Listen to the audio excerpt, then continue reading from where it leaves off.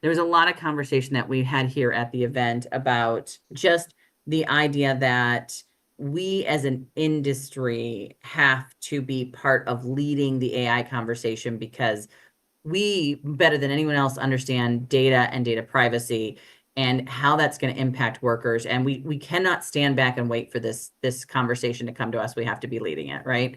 So it was a really, really good conversation. I really appreciated Workday bringing us in to sort of partner with that conversation. I got a chance to talk to at their booth to some of their senior leaders here. And, Workday's really investing heavily in their agentic platform and the push they're making for AI. Welcome to the HR Huddle podcast, presented by Sapient Insights Group, the ultimate resource for all things HR. It's time to get in the huddle.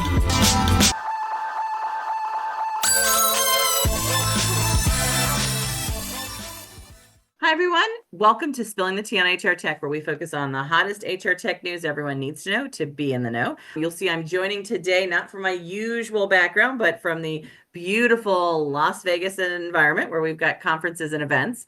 We break down the news of the week and help you make sense of what it means for our industry and how it can impact your organization. And we are recording today on May 9th, 2025, correct? Right, March, April, May. Right. We're in May at this point, right? I'm like, how did we get past April at this point? Spring is here, right? Summer's coming down the road. We bring you all the news that you can use this week. I'm your host, Stacey Harris, Chief Research Officer and Managing Partner for Sapient Insights Group, a research and advisory firm.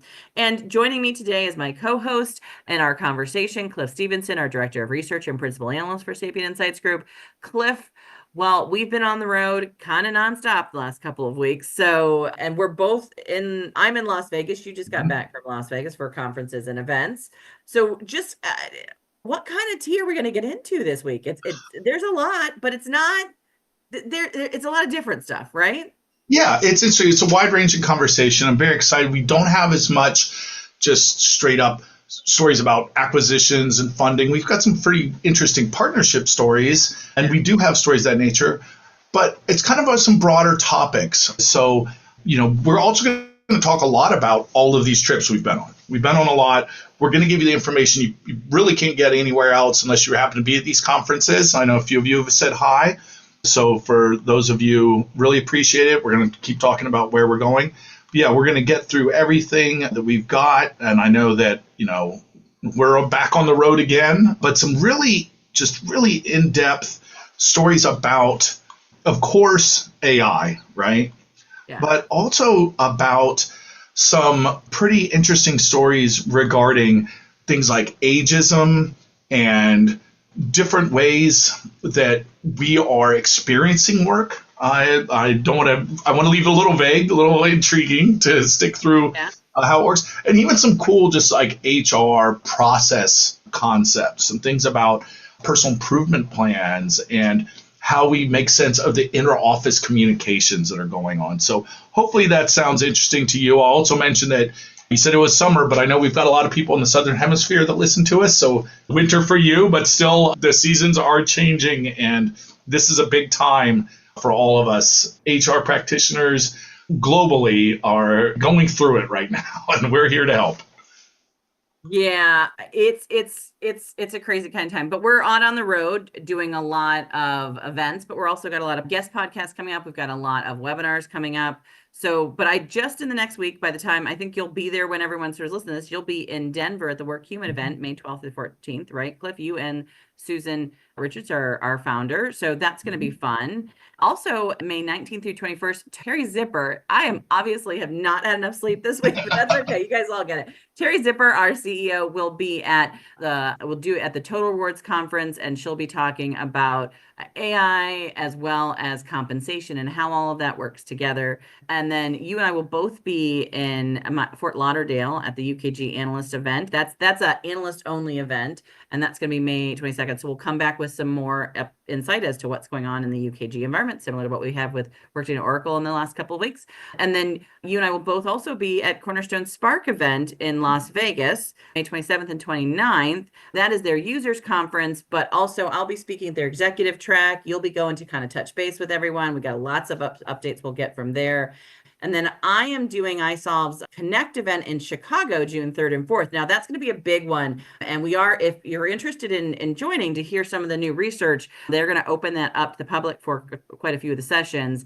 I'm really excited because we will be launching our big report on leveling up HR, understanding how bias and other things are impacting the HR function. And we did a little bit of a early preview this week in Charlotte while I was here. And I'm just really excited about this research because I think it's a conversation that right now we need to understand what's happening in the HR space, and we have to be willing to look at the data around it. So that's going to be a really good event. We'll also, I think, be doing the week after that a live presentation of that report data on LinkedIn Live. I have not done a LinkedIn Live session in a while, so we're going to see how that goes. So we'll give you guys details on that. There will also be the week after that a Workday webinar on demystifying the AI environment. And that's going to be me and Sadie Bell from HPE co-presenting basically a little bit of what we did here at Unleash. And that's very exciting because I think we'll have more time. We had 20 minutes on stage here at Unleash, which was not enough to get into anything about AI and how it's being done inside of organizations. We're going to have a full 60 minutes to talk about how we're seeing AI come out in the data. And she'll have time to talk about how HPE is creating a AI-enabled environment, and more importantly, the governance and the structure. You and I talk a lot about that goes around it. And then I think, Cliff, you're going to be also then back at ISOL for their partner event right after that, right? And June 16th and 18th? Yeah, Partner Connect and Sales Kickoff. I'll be presenting at both of those. Again, those are for specialized environments, but anything that's not under NDA, we'll be happy to talk about and bring you updates on what is going on in the worlds of iSolved and obviously Workday before that and UKG. So we'll really be able to get some of that insider tea. Yeah, it's a lot of events that we're going to, and a lot of, I think, the conversation right now everywhere we're going is AI plus, right? Like everywhere we're at. And so I think we're going to get into a lot of that today, which kind of, I get frustrated. That's what I told a lot of conversations today or last week that I've been having at Unleash has been, I want to talk about payroll and how AI is working in payroll. I want to talk about talent and learning and how AI is. I would really like to shift this conversation back to the work that's being done. And so that's going to be our goal in a lot of the work that we do.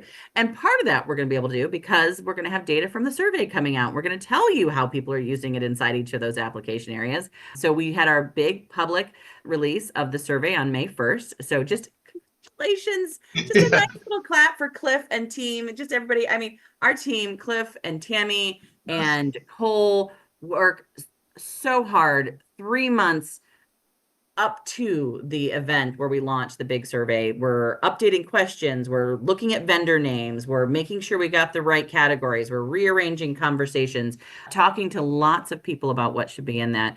Cliff, what are some of the big things you think in the survey this year that people should be aware of before we jump into all the news this week?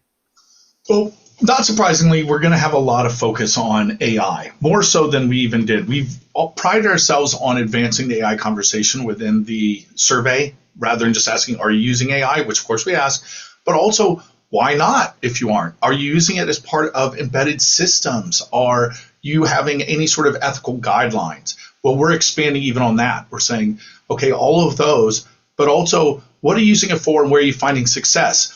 What sort of business initiatives overall are you seeing, right? And then we can tie that in to those AI questions or any of the other questions in the survey. So really getting more of that business focus and those sort of initiatives. We're going to be asking about what sort of tools are you bringing in from outside of work and how are you using it? Are you using ChatGPT on your own? Is this something you're paying for it? Right. I asked that question in the session I did this week, and about half the hands went up and said they weren't paying, which means they're using a free version, right? Exactly so, because I think that'll give us a more complete picture, and that's what we're really looking to do.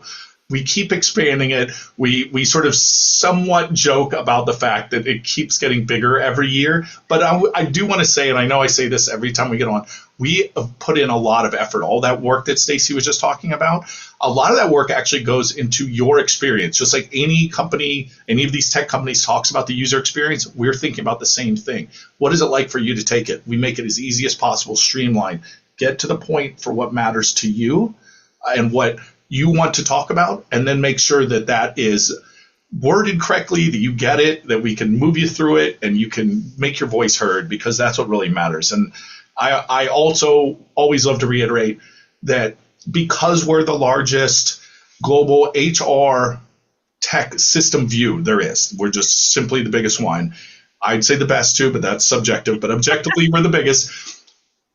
Organizations look at us as the sort of true sense of what's really going out there. Meaning, if they see a comment from our paper, if they see what you've put in there, they take that to heart because they know it's statistically meaningful. This isn't just, okay, well, one person's yelling at us from the comment section.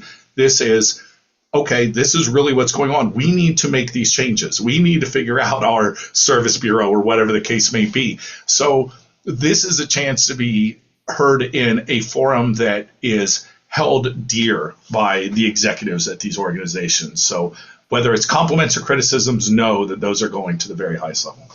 Yeah, I always like the conversation that, people are always like, oh, my percentages are, it's so much higher for people using AI. And we were like, it feels that way when you're hearing the hype. And if you were talking the top 10% of companies in the market, those are the emerging tech. And yes, it's exciting to know what they're doing, but when you talk to everybody in the market, from the smallest company who is, a restaurant out in Idaho, to the biggest companies running healthcare in the UK, right, in the world, there are just differences in how they're, and not everybody is ready to jump right into the newest trends, nor should they be, right? Like, we're going to talk a little bit about that, which is understanding benchmarking and how to use it. But I don't want to get too far into it. So if I know we got to get into kind of where we're at this week with the news. So one of the first things are the events that we've been at. Do you want to talk a little bit, because we just came back from Unleash, and then I'll kind of cover maybe Oracle and iSolve. You were at Unleash the day before I was. So what were some of your experiences with Unleash in the last couple of days?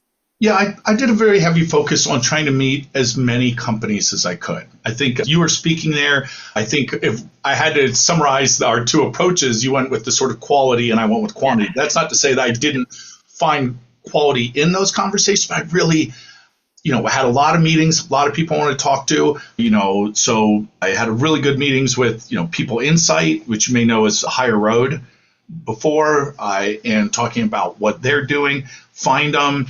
Experian, who we'll probably be talking about a lot, we've mentioned before, as they continue to grow in the HR tech space. Daxtra, who's been here a while, but is really looking to become more well-known. JobSync, and some interesting ones that you may not have heard of that I'm just going to do a quick. This is just my thoughts. This isn't anything from them. Interesting one I saw called RAIN, that they do earned wage access, but instead of doing sort of a loan based on your pay, right? So the on-demand pay, they treat it like you would like a healthcare deductible or something like that, where they take a deduction out of your paycheck and then give it back to you as you need it going forward. So that's kind of interesting. And I also found when talking, they said also, we don't have access to any data. We don't want access to any data. And that's so different from how we hear most companies that are datafied. And the reason why is that way they don't have to go through all of the integrations, all of the permissions, the security, privacy. They're safe from that, and that allows them to be up and running in, according to them, 5 business days. So pretty quick turnaround, but it's a different approach, and I found it interesting. Octopied, which has a very strange name, but perhaps guessing from that name, you can see that they're in talent acquisition, right? Using a large AI model to parse, grab resumes, pull all that information in from as many sources as possible. And Guild, who I had a really great conversation with their CEO, acting as a sort of intermediary on addressing the skills gaps that have been identified by maybe a Lightcast or something like that, and then getting them to the right resources. And then the most interesting thing, actually, to me, had nothing to do with any of the tech. It was a sort of chance encounter. I normally don't get a chance when I'm doing all of these meetings to get to sit in on any of the conversations that have to do with more the process side, with the sort of people that are in HR, right? And that might be going into like, oh, here's how to do this, rather than the tech around it. And by chance, I walked into Winner's Circle, which is an organization that helps place people that were previously incarcerated. If you live in the United States, or if you are familiar at all with the statistics in the United States, that is a massive population. For various reasons we don't have time to get into here, that is a huge workforce that's often overlooked. And I found it fascinating because I'll admit, I overlooked it. I didn't think about that. I've seen these same types of programs for veterans, for people with disabilities, where we say, okay, this is a big workforce. There's a lot of positives. You shouldn't look at this as charitable work. You should look at this is an underutilized group. And Stacey, you talk all the time about where we are with labor in terms of availability of it and how much we're going to lose because of different reasons, as a lot of it having to do with people aging out. Well, this is a huge group, and their tagline, or at least the one that I heard from listening to their presentation, was don't think of this as lowering your expectations. Think about it as lowering your barriers, meaning, consider this group. They have high levels of retention. They're often coming in with degrees and certifications. So anyway, unpaid, I don't even think they do payments. I think they do a lot of work through donations, but it was just different than I normally get to see. So I would really want to shout out the great work they're doing. Yeah, no, those are, I didn't get to be there the first couple of days because I was at the iSolved event doing their keynote for their Charlotte People Connect. But I did hear that there was a good kickoff here at Unleash with the Lenovo session where they were kind of talking about how they were using AI in the healthcare space and how it was changing the dynamics of what was happening, right? So I think, when you get to hear those inspirational sessions, it really helps us remind us that, payroll matters because it impacts everybody in the organization and it impacts the mission of the organization. When you have a really powerful mission, that's an important thing, right? So all great things. I was here for just the last day of the Unleash event. It was good to be here. I haven't been to the Unleash event for several years here in the US. They are sort of an all-in focus on HR process and HR technology event. I got a really good chance to catch up with Victoria, who's head of their events planning here. And we talked about how they're planning to expand what Unleash is doing over time. And I'm excited to hear about some of that. One of the things that I had the opportunity to do while I was here was Workday asked me to be on stage with Sadie Bell, who was, again, the head of, I'm going to get her title wrong, but basically she oversees all the HR technology and all the integrations of that technology for all of HPE, which is a major job. And we had a conversation about demystifying AI, like I had said earlier, that we're going to do the PowerPoint on and the webinar on. But it was great to get in the audience confirmation on a couple of things, which is, a lot of hands went up when I asked about, how many AI sessions they had been to, right? Like everybody in the room had been to an AI session before that. We had about half the room's hands go up when I asked how many people had downloaded an AI element and were using it. And then half of them went down when I asked if they were paying for it, right? So a lot of people using the free solution still. There was a lot of conversation that we had here at the event about just the idea that we as an industry have to be part of leading the AI conversation because we, better than anyone else, understand data and data privacy and how that's going to impact workers. And we cannot stand back and wait for this conversation to come to us. We have to be leading it, right? So that was a really, really good conversation. I really appreciated Workday bringing us in to sort of partner with that conversation. I got a chance to talk at their booth to some of their senior leaders here. And, Workday's really investing heavily in their agentic platform and the push they're making for AI. I know Ashna, who's their head of product, did a major session earlier this week. Melanie did a session also as well here. She's one of their HR strategy roles in the organization. I think she's a good friend of ours because she used to be an analyst as well in the Gartner space, Melanie Luget. And I just think that it's a conversation that everybody should be having. And it's a good opportunity to, I think, branch out of that conversation on the practical ways that organizations are doing it. The other events that I've been at this week, I should probably mention, I also had some conversations this week because I did have a little bit of time I did stop by, talk to Julie Devlin over at UKG's booth. Love Julie Devlin. Those of you who know her know she's on the road constantly at every event. She's kind of repping her brand of what's happening in the HR market. And I really love her approach to sort of a positivity in the HR space. I got a chance to stop by the Hi Bob booth and talk to our friend who helped us do the webinar over there, Rachel, and that was really fun. So we got a chance to do a couple pictures over there. I got to talk to the iSolve team. They were trying to figure out how I got from Charlotte to this event as quickly as I did. So that was fun. We had a lot of conversation. And they had a great hydration booth. Let me just tell you, if you're at an event and you have a hydration booth, very nice idea for events because I was drinking water a lot at this event. Did you get one of the pink water bottles? I did. Okay. I No, did. I don't for usually those of you show on branded YouTube, stuff, but she's it's showing in it. color for us, right? Yeah. Yes, I have one too. I That's know. Yeah, wonderful. I did do the iSolved bottle. I also got to talk to a couple of people that I haven't had a chance to catch up with. We talked to Enborder about their onboarding solution, their new one. I got a chance to talk to Wellaba, who I haven't seen in a while, and they're telling about how they're increasing their role in the US. And Wellaba really does, I think, a really interesting employee perspective on the sentiment of what your employees are dealing with and the challenges they're having. But they don't do it through surveys. They're a no survey kind of company. They do it by gathering data in other external ways. And it was fascinating to see how they've grown over the last year or two since we've briefed with them. So we're going to put up a new briefing with them. So yeah, it was a good event here at Unleash. I think I had a lot of conversations with the solution providers and the vendors, but we'll kind of see. I'm hoping to get to their Paris event as well and get an opportunity to have more conversations on the practitioner level about where these markets are heading. I also, was it just last week? I think it was just last week, was at Oracle, or the week before I was at the Oracle event. And so the week before we were at Workday Summit, you and I talked about that on the last podcast. This one I was at the Oracle Analyst Summit right before we did our last podcast. So I did want to talk a little bit about what we saw at the Oracle Analyst Summit. That was their Oracle Applications and Cloud Summit. And what's really nice about Oracle is they bring everyone, finance, HR, ERP, AI, all the analysts together. We do a big kind of entry level conversation, then we all break out into our individual areas.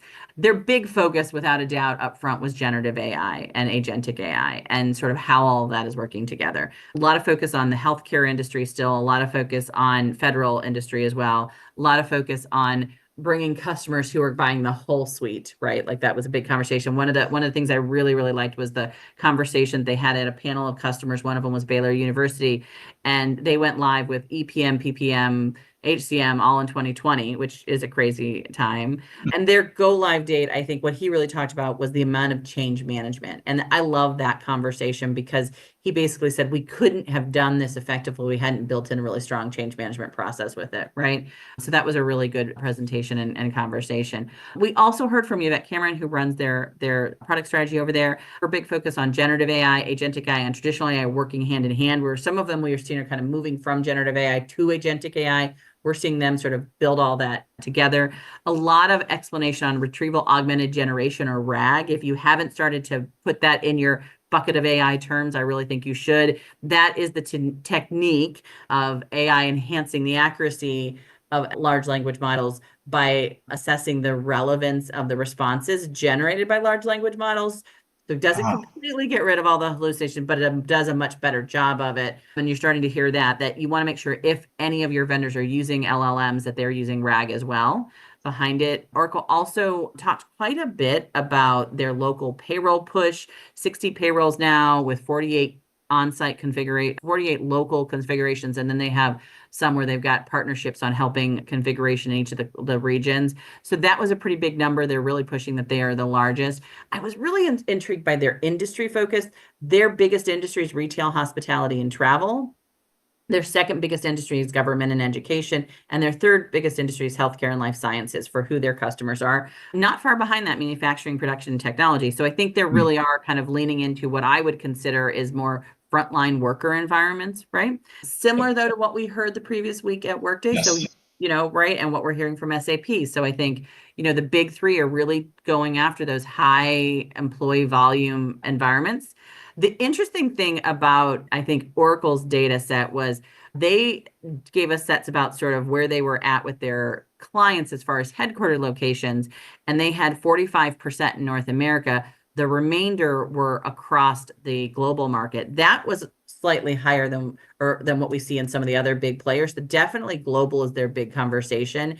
And I had a great conversation with Nancy Zoder over there, their junior GVP of Oracle Cloud Strategy. And she was talking about how much work they're doing in the Middle East and how many implementations they're doing in the Middle East. They really are owning that category in that area, as well as quite a bit in Africa as well. And then we also had a good conversation with Yvette and a couple others about their focus on mid-market. So, I think we're hearing different stories about the same conversation at global means something different to Oracle right now, right? Versus Yeah. what we're seeing at Workday versus what we're seeing at SAP. Each of them are kind of picking their markets and their targets. And then we did have a lot of focus on their talent management areas, including an Oracle Grow product, which I think is going to be interesting. It's a wrapping around of their talent management solutions, but there was some really good AI built into that we had the opportunity to talk to Chris Herverla about and the work that she's doing there. So it was a good event. I'm excited to see where we take this conversation for big enterprise platforms. Because one of the other big announcements this week, another big event was the ServiceNow event, right? Like you're going to talk a little bit about how that company is changing the idea of HCM and AI, right? Yeah, that's very interesting too. And I didn't think I realized it until getting a chance to hear everything you've been talking about this real strong focus on sort of frontline workers. That's something we definitely saw in different ways, sort of predicted or at least trending from our data, right? We saw a lot of more interest in ASOs, PEOs that tends to lean towards that. But now we're seeing it very directly. That was the truth from all those events you saw, as well as what we just saw from Unleash, which, is kind of broader, not specific into it.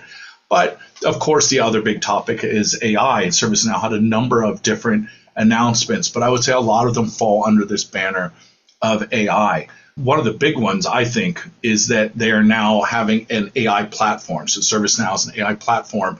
And as they phrase it, you put any AI agent or any model good across the enterprise, right? So they are working with the biggest companies that provide sort of hardware for this, right? Your NVIDIA's, Microsoft, Google, right? So giving you the ability to use whatever AI system you have across the ServiceNow platform with their AI platform. We've talked a little bit about organizations doing things with sort of a kind of an overview, right? I know we talked about this with Workday, for instance. They've kind of got an AI management platform. This is along those lines, and really interesting to see from ServiceNow. Part of that sort of move into the AI world is a collaboration as well with UKG, one that, we had an inkling of, but, we're waiting for the sort of the NDA to clear, which it only did at the time of recording just a couple days ago. But yeah, they are collaborating on working with that AI platform, specifically on the UKG side in employee productivity and efficiency, something that is definitely a big move as we see, again, that continued stronger connection between what's done in HR and business results. Something that is very familiar to us here at Sapient Insights Group. We've been talking about this years, but now we're seeing this happening in the real world. And it's huge news. I mean, we saw Jen Morgan get up on stage at the ServiceNow event, UKG ServiceNow. Interesting. Yeah. Jen Morgan, president of UKG, on stage with Bill McDermott there of ServiceNow. And this is ServiceNow's knowledge event. So it's their big customer conference that was here in Las Vegas, same time we were doing Unleashed. So a couple of us sort of attended a little bit of both. And what I think was interesting from what I caught on all the conversations is there, again, with the T conversation, right? that there, a lot of people know that Workday and ServiceNow used to have a strong partnership, and it kind of fell apart a little bit over time, just because they are competing a little about who wants to be the front door of the HR technology environment, right? And ServiceNow really has been making inroads as an HCM platform with onboarding, front door, and the ownership of the data. So we did see a little bit of that sort of schism, although they still work really good together. I just think you didn't see as much of that relationship as you have in other places. Now there's another thing that they're kind of directly competing with, which is agentic AI platform, right? Mm-hmm. And Workday's definitely focused on being agentic AI is that platform. They want to be the go-to place. ServiceNow is basically rolling out the same conversation. And UKG kind of partnering with them on this, I think, gives a sense of, okay, they're kind of taking that conversation with them at a much broader level, right? Because it's not directly competitive with some of the work that they're doing. So I think it's going to be interesting to see how this dynamic plays out, because we know from our data that in the Fortune 500 space, right, ServiceNow is one of the top players because they are one of the top IT help desks. And so a lot of HR professionals just kind of are added on things like onboarding, compliance, and managing your IT and managing your on-site technology and managing your help desk environment from an HR perspective, right? And they've added a lot to focus on employee engagement kind of in their own way, ServiceNow has. So this is a bigger deal, I think, than it's not just an announcement. It right. is a direct kind of like we're all coming out guns firing on the agentic AI platform Yeah, conversation, right? a statement of purpose. And I wonder too if there isn't some of the reasoning based on what we talked about 2 weeks ago, meaning this is a very resource intensive tool. The hardware required to run AI, we talked a lot, I think really in the last 2 episodes, about considering the cost and what it takes to run these systems. And if you're sort of sharing a bit of that cost, perhaps by partnering with these these big providers, maybe that helps offset some of the risk about how much usage you are going to provide and at what cost by, working together on that. But that's not part of the announcement. That's me spilling tea. I'm not even sure it's tea. It's just speculating. An imaginary brew. Yeah. I think there's more to come here. We'll probably get some more insight. We haven't talked to either UKG or ServiceNow about this, since this announcement was just made. But there was a lot of other announcements, but I think these were the two big ones that we were paying attention to, right? Yeah.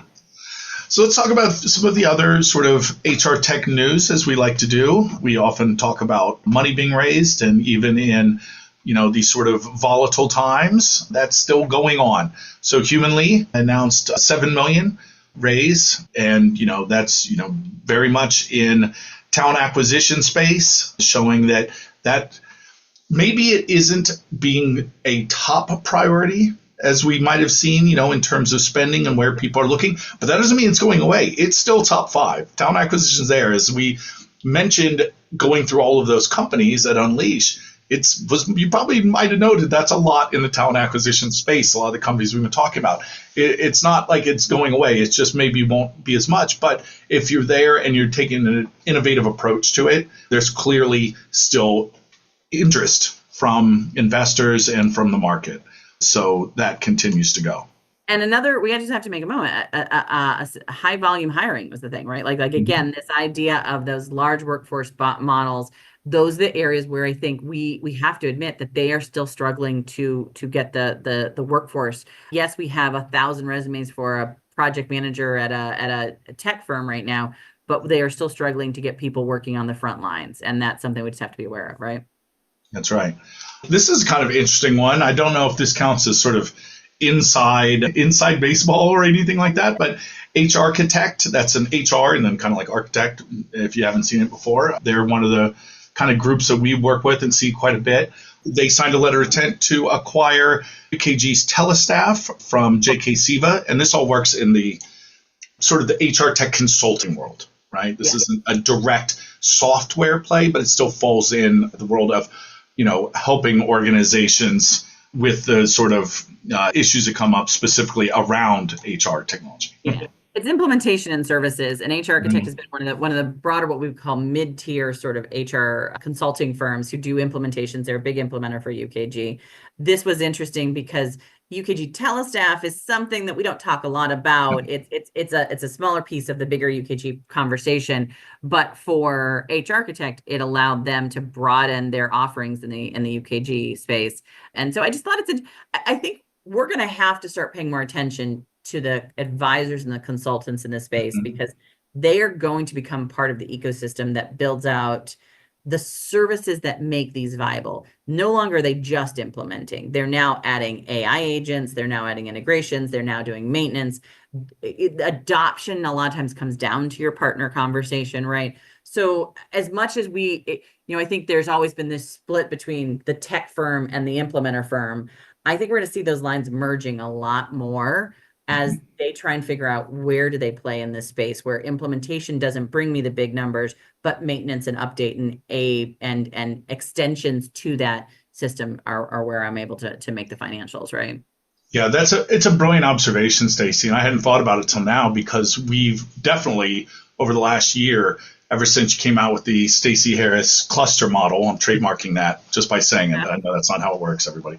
But this idea, we think about that in terms of clusters of technology, but maybe it's also the services that go along with that make part of that ecosystem. And for you listening or watching on YouTube, you should maybe think about it the same way, right? Think about everything that goes in, not just the tech stack, so to speak, or all of this different systems, how they talk to each other, but also what is the support that's going to be needed to make everything work for your business. Yep. That is very interesting. So speaking of, partnerships, integrations, Helios announced integrations with Verimark. You might be able to tell from the name, but Verimark does background screening, verification, and that's something we have seen a lot of, a higher interest, more every week. It only grows in interest for these sort of services, probably mostly due to outside pressures based on what we're seeing in the legislative and regulatory market, but that makes it no less interesting, or you should focus on this just as much, regardless of where it's coming from, because that has always been a concern, but I think it's just a higher concern now. It's really critical. And what was interesting to me about this one, Verimark, is that it's a global focus on global teams for background check. And we, a lot of times you see they're very regionally focused, like I'm a North America background check because of the regulations and stuff. This one is kind of goes globally. I'm interested to see where Verimark and Helios is really pushing that they are going to be a global platform. I think they're still early days, haven't quite got as many customers yet, but I know that's really where Rick's trying to push that, right? Yeah, and it leads right into another one we saw. Don't have exact numbers on it, but Workday Ventures, their sort of investment arm, whatever you want to call it, is investing in, I think it's Veza, Veza. I don't want to say Visa because people might get confused. Yeah. So we'll go with Veza. And they do identity security, specifically focus on things around AI. You talked, I think, last episode about this new trend, or at least topic stories that are going around about people putting in for fake jobs. Are they real people? How do you identify and create identity security? So all of the security, privacy issues, all of that has only increased in need as we get into the AI era. It's creating some problems as well as solving it, isn't it? So another one that was pretty interesting, and this is something that was actually on our docket to speak about last episode, and we touched on it briefly, but I really wanted to give it some time because Microsoft, you probably heard of, did announce, and I just sort of made the headline announcement because it was such a big episode, that they are introducing new capabilities within Copilot, right? Their big AI program. So this comes straight from Satya Nadella, their CEO, that the big areas that they're focusing on is they're going to have new agents. They're going to have researcher and analyst agents. I'm going to fight those robots. Don't listen to those analysts. Just kidding. They're totally different kind of analysts. It's a lot of that sort of reasoning and aggregating. I think it's probably not unrelated to what you were talking about with the research augmented generation, that RAG that you mentioned before, which is an idea of looking at all of that information coming in and then kind of verifying it, right? So more capabilities there. Their notebooks capabilities, added new search capabilities within Copilot that goes across larger apps, including ServiceNow, which is pretty interesting. Google Drive, also interesting. You don't think about them working together with this sort of data, but I found that fascinating. And the big one for at least for when I think about the kind of work you and I do, Stacey, was Create. So increased capabilities in that one. So according to Satya, you'd be able to turn PowerPoints into videos, turn spreadsheets into PowerPoints, etc. Now, for those of you not watching on YouTube, Stacey had a visual reaction. It was like one of those YouTube reaction videos. We have been trying to make that dream happen. Have not seen it happen yet. If it happens, very cool. Haven't seen it. No. Yes, not without working through other applications, and even then, it's not easy to do it in a format that matches what you're trying to do. If you want to just use their format, it works a little bit better. But yeah. I'm a true believer. If this happens, I will love it because I spend a lot of my time formatting, master slides on PowerPoint decks, right? Yeah, and we'll have some time to talk a little bit more about how we're sort of changing the norms around how that work is done, right? How much of it is just like, okay, AI handles this and then someone else handles that, and where is that editing and those fine tuning, and how do we sort of approach that work? But let's talk a little bit about some people news. We always like to mention when we get some movement in the industry. So John Wilson is now the VP of Project Management at Ageism. Now, I'm not sure I'm pronouncing that right, but I will tell a story that while watching commercials, videos, anything I could find for this company, it's Alegeus, hoping they would say their name. I saw a really funny one because they're in the, the healthcare Yeah. world, right? In fact, John Wilson had come from PlanSource, who we've talked about on the show quite a bit. So their sort of gimmick, the sort of joke of the commercial is, what if everything was run like U.S. healthcare? And it starts off with a couple that are at a restaurant, and they sit down and they get the menu, and they're like, "There's only two things on here." And the waiter says, "Yes, there's the extremely expensive meal and there's the value meal." And they're like, "Okay, I can't even see what's in it. It's all written in French. I don't speak French." And the waiter goes, "Well, I don't either." So good luck. So it is kind of, I guess, funny, but Sadly funny. Yeah. right. And when you were explaining to me earlier, I was like, oh, that is so, yeah. Because I remember when they first started doing this whole, you're going to get to pick your own doctor, you're going to get to pick your own health, right? And then you're like, no, because there's no real explanation, and there's no real, like, you don't, like the options aren't a reality, right? Like that, and so I'm interested to see. I like John Wilson a lot. I've had a lot of conversations with him when he was over at PlanSource. I'm interested to see where this goes. So I thought this was an interesting move for him, right? So yeah. So pretty cool, and hopefully I'm pronouncing it right, John. And then one we touched on last week as well that I think we want to spend a little more time on is one that came out of the U.S. Department of Labor. And this came from a post from the Deputy Secretary of Labor, Keith Sunderling, talking about this initiative that's been put forth by the current administration on increasing investment in AI from people, meaning they're going to do a number of different things. They're going to give financial incentives to increase participation in AI training programs, setting up basically more or less apprenticeships. Our colleague and good friend Mark Moschetto actually did a post on this. By the time you're listening or watching this, that will already be up. You can just go to Sapient Insights, find our newsletter, go to our LinkedIn page, and you can find that, where he kind of breaks down, what's old is new again, talking about this idea of an apprenticeship is a way to learn new technologies, and talking about, how this is meant to work. So it is an idea of, what do we do when we have sort of transformational technology? How do we get this to become part of the fabric of our society? You have to basically have the people that know teach people that don't know, and the university systems may not be the best. It's certainly not the cheapest way to do it if we want to upskill quickly. And upskilling is certainly a topic that anyone that works in HR knows all about. Yeah, and Keith Sonderling's been around for a while, and his new role in the department, I think, is going to be something it'll be interesting to see, because he was at a lot of events last year getting to know a lot of the HR tech analysts. Actually, he just came out. I think that this week just came out, by the time you hear this, about 2 weeks on, as one of the listed top 100 HR tech influencers, right? It's interesting. I don't know that I've ever seen a government official on that list from HR Executive Magazine. So I was intrigued to see him there. I've met Keith. He's a great guy.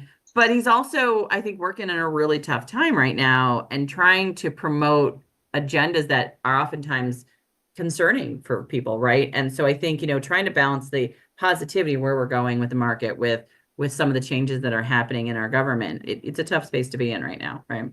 Yeah, absolutely. And as we talk about this idea of upskilling, reskilling, putting in new skills, it connects a lot with what we saw from Cornerstone, that they've launched Community, which is a centralized hub for a lot of different activities, but a lot of the peer-to-peer connections. They also have a Cornerstone U, as in the letter, like Cornerstone University, that is an LMS where you can kind of do that sort of self-paced learning, directed learning in that sense. They had a number of different announcements. All the old sum total customers that were in the old community are now in the Cornerstone community with the C, big capital C, as in that's what it's called. And so they've got a big group. And we've seen this from a number of providers and seen a lot of success when they are able to create peer-to-peer networks, when they're able to connect to each other and, find these sort of learnings. You can find a very quick way to do what we just talked about in the previous story, right? Of creating these sort of apprenticeships, mentorships, shared learning going forward, along with formalized structures, right? And that's what Cornerstone's looking to create, is taking all of these, something we're going to talk about a little later, these sort of networks, and making sense of how they happen and letting you see how there's a path forward towards creating more skills. And Cornerstone's had a bit of this for a long time. I think the idea of kind of getting some customers who are on smaller platforms now merged all into this. I think the bigger conversation here is, you know, as a buyer, one of the things you should really check out is the vendor's community approach. How are they helping that peer-to-peer network? What is the approach they're doing to ongoing learning? What is the approach they're doing to ongoing education? We know more than 50% of the market has been in their current roles less than 3 years based on our data. We know how much education is important. They're in need of it. We hear it all the time. They don't have enough knowledge, right? So this is an important one. Yeah. Yeah, absolutely. And actually, you mentioned that whole thing about people being in their role less years. Yeah. So I want to kind of jump around a little bit here, because one of the other stories that you brought up that I found pretty fascinating was about something that we've touched on in a few others, right? We talk about the need for more skills as people are aging out. But at the same time, we've got people that are coming in, as you said, the majority of people in the HR sort of tech role have been there less than 3 years. Literally, I think it was 54%. I think we're almost grow. So there's now this other sort of effect that's happening, right? How is AI affecting this concept of ageism, right? So some of the stats that came from this story in this post was, is AI, a threat to these aging populations as that keeps growing? And an interesting sort of industry statistic that came out, and we will see if we can share this chart. I'm not sure we'll be able to, but if not, I'll have a link to it. But it said, at what age do people start experiencing ageism because of their age at work? And in different industries, it's different, right? In the public sector, it's much older, but in IT and tech, right? In IT and tech, it's 29 years old, almost not quite half, meaning they're already experiencing ageism before they're 30, because they're just seen as behind the times, and much different in the public sector where, you're basically you can be 50 before you encounter ageism, according to these self-reports. But this gives you an idea of how AI is affecting all this, right? I know already from my own personal, and I'm not going to say where I fall on the spectrum because I don't think I'm on any of these charts. But, if I show that I don't want to use AI for something, whether it's because I like my own writing style, whatever the case might be, I often kind of jokingly get called a Luddite by my nephews or whatever, or whomever, thinking, oh man, you gotta use it. I'm like, it has its uses. We say that all the time.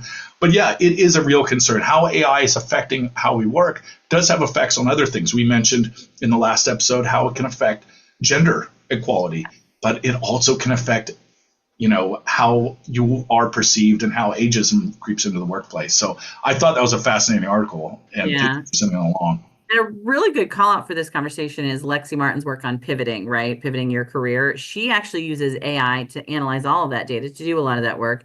And they ask a question here in this research: what happens when 1 in 4 people globally is over 65, which is coming pretty quickly? It is a conversation we have to have about, again, if the system has a bias, and AI has a bias already because it's built off of all the stuff that's on the internet and what we're teaching it, we have to be aware of that, right? Yeah. Absolutely.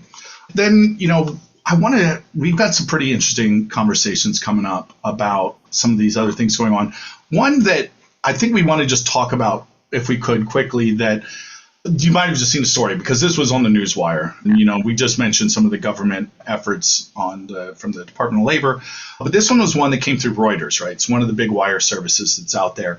And because Workday so well, Stacey, I thought you might be able to address some of, your thoughts on this. And the story is that Workday got the contract for the OPM, for the Office of Personnel Management. If you're not familiar with the United States, that's basically the United States HR department. Easiest way to think about that. In fact, you can probably tell from that old school nomenclature, personnel, that's what we used to call HR. For not to give ageism out, but for you youngs, that's what we used to call HR. But anyway, so Workday got this contract. Apparently there were no other bids, but there was a quote from OPM, that's Office of Personnel Management, and they keep calling them that. So it said Workday had unique ability to meet agency needs.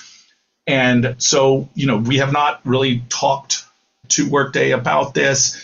We don't have any insider information, I would say, besides the fact that this idea of unique needs is certainly not unique, meaning that when we see our survey go out and we get all these results back, we often, right within that, and when we talk about it, Stacey, when you're up there, we often try to say, be careful about trying to like benchmark, which we'll get to later.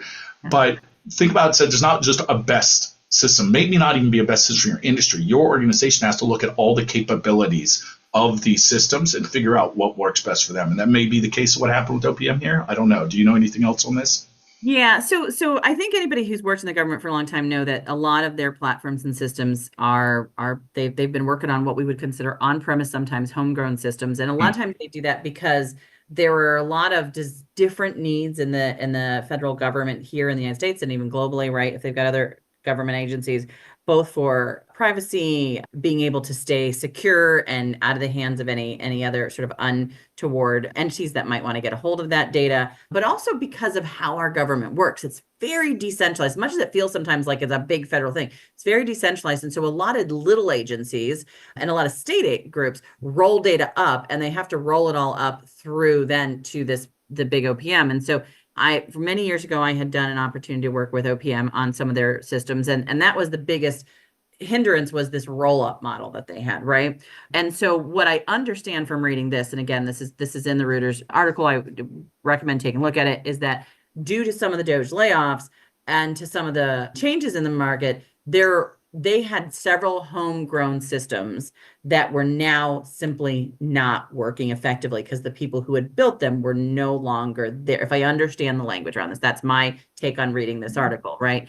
And it looks like they had consulted with some other players in the market, looked at the various systems, and felt like Workday was the only one because of their scale and working with other large vendors or other large organizations like Walmart, because this is a massive number eventually that it will roll out to, not initially, but eventually, that could handle this immediate need to fix the broken issues that are important for payroll for our government and be able to roll out long term. Now, there's probably going to be some pushback in the market. We've already seen some commentary on some vendors saying, hey, a closed bid is not something that we're comfortable with. And so you're probably going to get some pushback. Whether or not that will make a difference or not, we don't know. What is in the article, though, is that Workday had a statement that it was honored to partner with OPM to modernize its HR systems via the 12-month $342,200. I'm assuming that's $342,000 and not million. They didn't say that contract.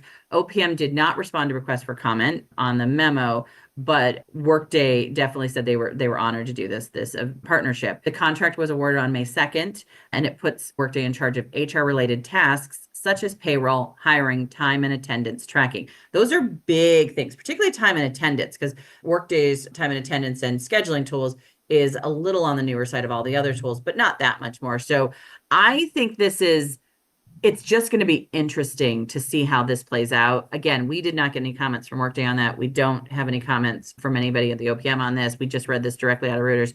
But I think people should be aware, because and just again, telling kind of how the industry is thinking about this, there was a perception, I'll just say a perception is a good way, that Oracle was going to be doing a lot of, because they do a lot of DoD work, they do a lot of federal work, because there has been a lot of investment from their senior leadership, Larry in particular, in a federal relationship, right? And making sure they have the servers and they're secured. But we also heard 2 weeks ago when we were at the Workday analyst event that Carl was very focused that, yes, we are going to stay in the federal space. We're going to work there. So obviously some of these conversations were probably in works a little bit there, or maybe were in works, I should say, at that point. So there will be a conversation about because federal contracts are big, and once you get them, you have them for a long time. And there is also this conversation about how much do we have to have the same systems to make sure they're all connected from a data flow perspective. So if you get one, do you kind of get more? And that's the big thing. The assumption is that if you get one, you're going to get more. So this is really early tea, and I think it's going to be something we're going to have to watch as an industry, right? Absolutely. And I often have to at least translate for myself because Stacey's too smart for me. So just in case anyone else missed any of those, she mentioned Doge. That's the Department of Government Efficiency, which if you're lucky enough to not know what that is, God bless you, don't even bother looking it up. But basically it's a group that's been going around theoretically creating more efficiency within the government. So that's what that term means. She mentioned closed bid as opposed to an open bid, meaning the person who is looking for the work controls who receives bids. That's a closed bid. As opposed to an open bid, anyone can submit their bid to be the provider of that service, just in case any of that passed you by. Because I'm going, oh, yeah, right. Right? No, I think that there are so many acronyms and terms. I know, especially in the government. Like just to know that is a whole business model, right? So yeah, Right. yeah. Exactly. So this is something you and I had a great talk about in the green room that, we've sort of mentioned a couple times during this episode that I thought was really cool. It came through an email newsletter that you passed around, but it was on the title is Focus on the Norms Around AI Generated Work. And the idea is that there's this sort of trend going around of people sending ideas or, sending things over on like a quick email or through chat or whatever. It says, yeah, here's some ideas from ChatGPT. Here's a draft I wrote with the help of ChatGPT. Expand on this. And then it sort of puts the onus of work on the other person. And Stacey's initial reaction, if you don't mind me saying, Stacey, was like, oh, yeah, that's nonsense. That's bogus. And I said, well, I think it depends on the style of work or what you're doing, meaning that if this was something where it was, for instance, this podcast, and you sent me a ChatGPT thing that said, hey, give me a roundup of the last, the biggest news stories you saw, and it was able to do that. And then you said, this came from ChatGPT, what do you think? And you go, work with this. I would say, yeah, that's fine. I don't see any problems with that.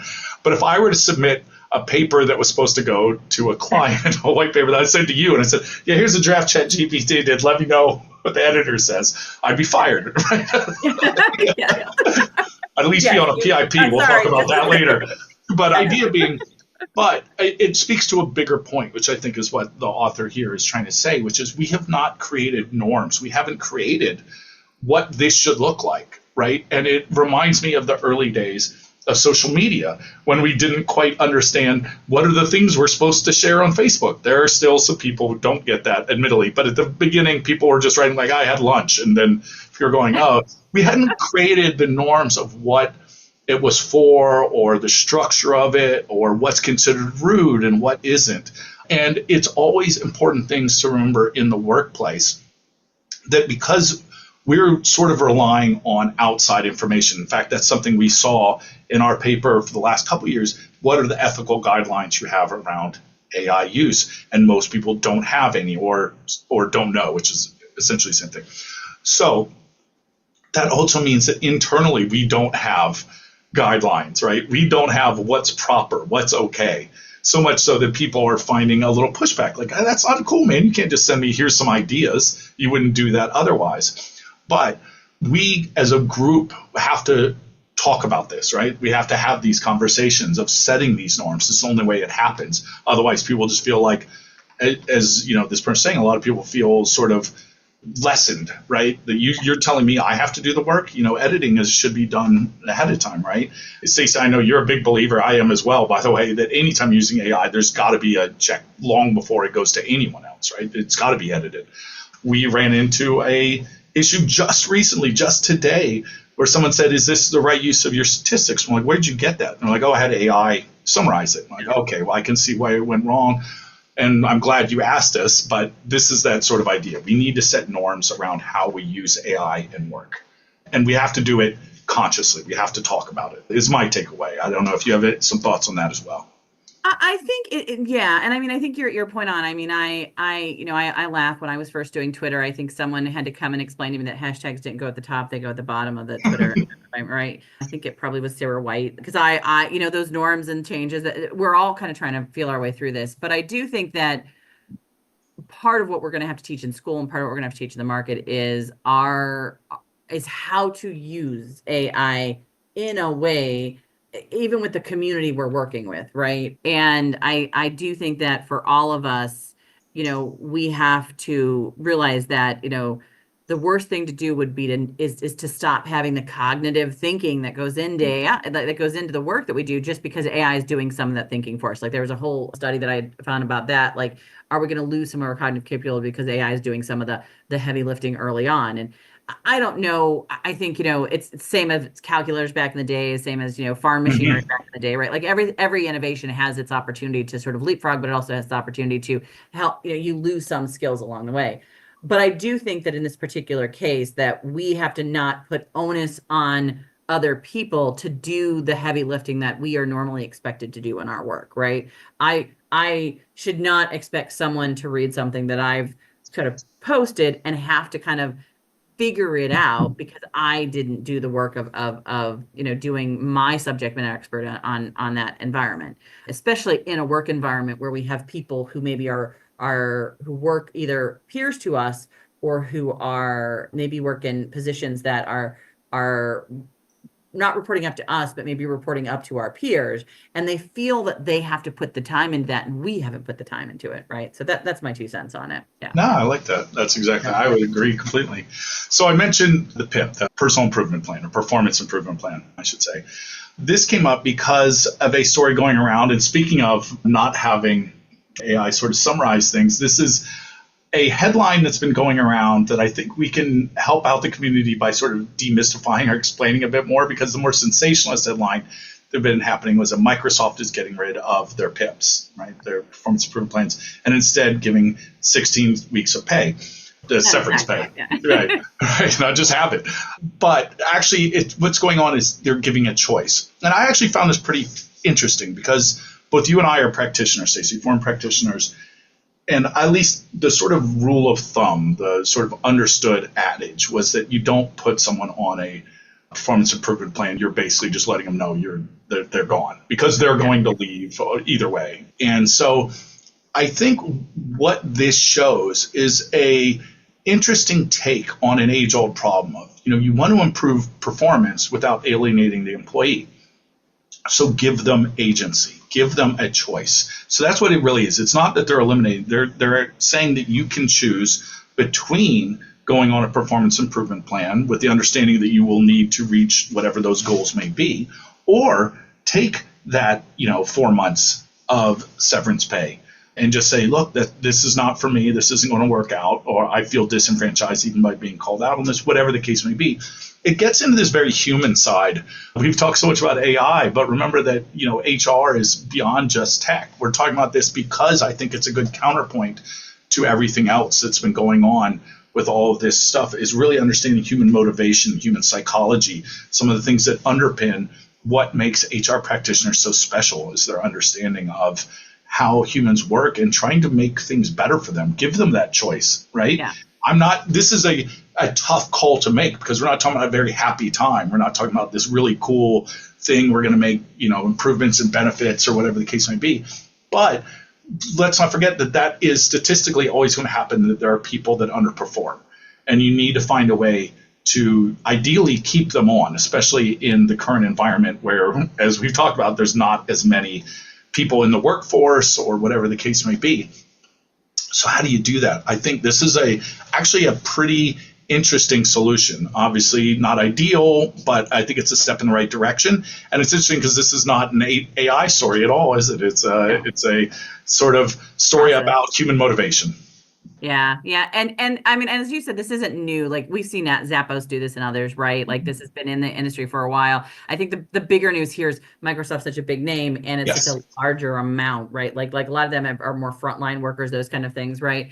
And this is definitely for sort of, I think, more manager level, more of the office work environment, right? Like I think that this is sort of tailored on. What I do think here is there is this also, I think, from a human motivations, like you said, will gets into the fact that if you make the decision to not take that buyout, then maybe you're a little more vested in your PIP because you knew. I think PIPs are oftentimes, like you said, they are seen sometimes as, oh, this is your warning that you're going to be fired, right? And we know that's not how they legally are, and it's not, there's a lot of compliance around them.